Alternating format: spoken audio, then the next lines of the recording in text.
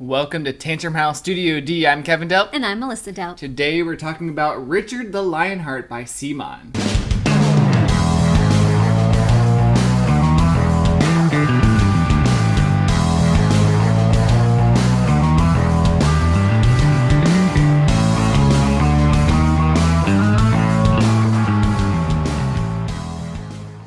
Richard the Lionheart is a 2-6 player, team-based semi-co-op game by CMON and Spaghetti Western, and it should be in retail mid-November.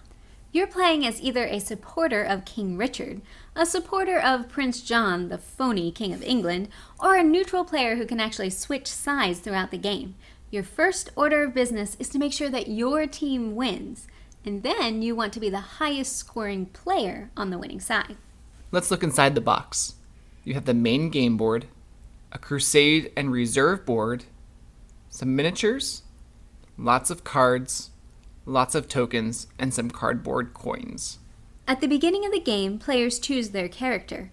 If there are an even number of players, half will be on the red team, supporting King Richard, and half will be on the green team, supporting Prince John. If there are an odd number of players, one person will be neutral. The characters have individual player powers and different starting amounts for coins. Each player also starts with a random edict card that matches their faction. The edict gives a special goal that provides extra prestige points at the end of the game. Players are also dealt a hand of influence cards. There are 3 types of cards in each faction's color, and each type corresponds to a specific track on the Crusade board. If any of the figures reach the end of their track, it triggers the end of the game and signifies which players, red or green, are eligible to win. The game doesn't just go on indefinitely, though. There is a maximum of 10 rounds, and each round has 7 phases, which we're going to describe now. In the first phase, you reveal the event for the round. Some of them affect a certain team or take place during a certain phase. If you have a neutral player, they have to choose to support a side during the round, either red or green. Now you move into the traveling and encounter phase. In turn order, players place their character on an empty spot on the board and perform the action if they can on the location. In subsequent rounds, you can move up to 3 road segments to the next location you want to go. You can pass through other characters, but you have to end on an unoccupied location. When playing with 4 or more players, you add in the merchant and mercenary figures. Their locations are determined by the event cards.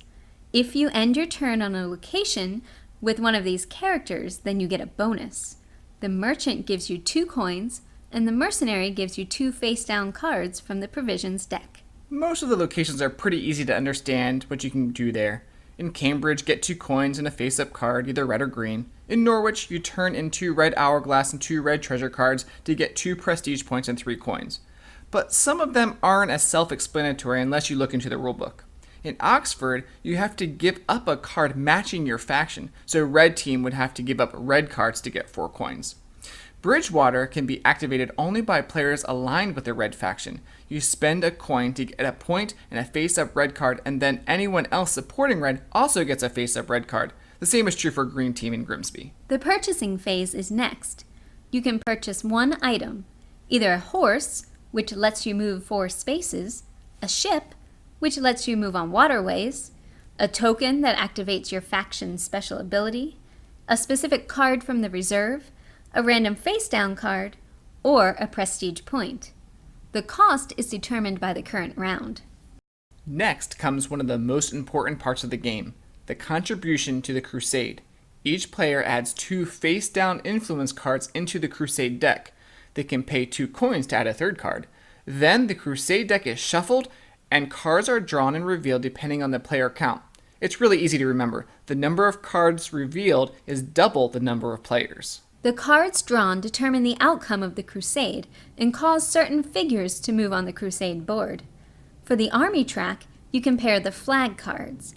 You take the higher number and subtract the lower number from it to find out how many spaces to move. So if there are 3 red flags and 2 green, you move Richard's army 1 space. The bottom 2 tracks work differently. If there are more red hourglass cards than green hourglass cards, then King Richard moves 2 spots.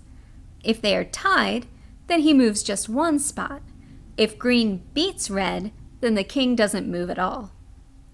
The king's treasure works the same, just opposite. So if there are more green treasure chests than red ones, then the king's treasury is depleted by 2. If the cards are tied, then it moves 1 spot. And if there are more red treasure chests than green treasure chests, it stays the same. After the Crusade, you just do a few more things. You resolve the event card if it wasn't done earlier in the round. You move the merchant and the mercenary to their new locations, and you check for any endgame conditions. If Richard's army wins or Richard returns home, the red players win. If Saladin's army wins or the king's treasury is depleted, the green players win. The other way to end the game is to finish round 10 before any of the figures make it to the end of the track. Then the players who are part of the winning faction count up the prestige points that they've collected throughout the game, and then the points that they've also earned from their secret edict cards. Whoever has the most points is the winner. So I like that your team is working together, trying to move the characters, the figures down the track for your team, and trying to stop the other team from moving their characters. We didn't even mention stealing cards, because that, to me, is one of the thematic things in the game. You can pass through another player and steal a card from them. It doesn't cost you a movement, but it's kind of cool when, like, Robin Hood passes through a character and steals from the rich. Yeah, and that whole teamwork thing, though, you really are just looking out for yourself because only one person wins. So you have to make those tough choices of how much to contribute, because you do need to make sure that your team is the winning team, but you don't want to deplete your resources so much that you actually cause your teammate to be the ultimate winner. Now, with the characters, I really do enjoy that you get to play with the Sheriff of Nottingham and Prince John, Robin Hood, Maid Marian. Every time we've played, I've had the song from the old Disney cartoon running through my head. Robin Hood and Little John running through the forest. Oodalali, golly, what a day. The game art fits the medieval theme well. The board looks beautiful, and even though there is a lot going on, all the locations are clear, distinct, and easily readable. The cards have simple illustrations, but they can be recognized quickly as you compare cards to each other. The miniatures are great, and you'd expect nothing less from CMON. I can't wait to paint them. One of our friends is colorblind, and some of the colors were hard to distinguish, but the icons associated with the colors help differentiate the different faction colors. The prestige points are darkly colored and can be hard to distinguish in low lighting, especially the front and back of the 1-point tokens. I give the rulebook maybe a B+. The main rules and flow of the game were described well, but some of those specific player powers and event cards could use a little bit more clarification. We did have to make a few assumptions as we were playing. For example, what do you do when the 90-card provisions deck runs out? We did get the clarification that you reset up the deck like you do at the beginning. A couple things that I wanted to mention is, number one, the insert in this game is really cool. It's well laid out and everything.